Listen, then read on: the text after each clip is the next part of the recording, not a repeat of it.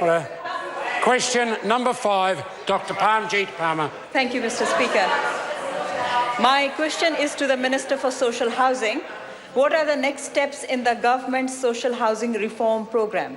Mr. Speaker. Honourable Paula Mr. Speaker, good progress is being made on the government's social housing reform program, which will deliver more social houses of the right size and in the right place to families in need. We've announced an extra $3,000 income-related rent subsidies so more families can be housed, and we're working with Housing New Zealand to speed up their build and redevelopment program. We've also started the tenancy review process, which sees people who can afford to leave social housing move on to make room for someone in more need. So far, 37 people have moved into a private rental and 4 have moved into actually their own home that they have purchased. Next steps, including the release of the MSD's purchasing intentions about where and for how much they will be buying social housing places, will be announced very soon. Supplementary. Supplementary question, Dr. Parmjeet. How does the reform programme help those in need of emergency housing?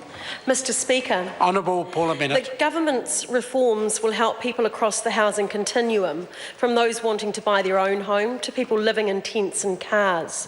Today I announced details of the $500,000 cash injection for emergency housing providers. The funding will go to 16 providers and will help them continue to support vulnerable families while we do a thorough review of the funding to the sector.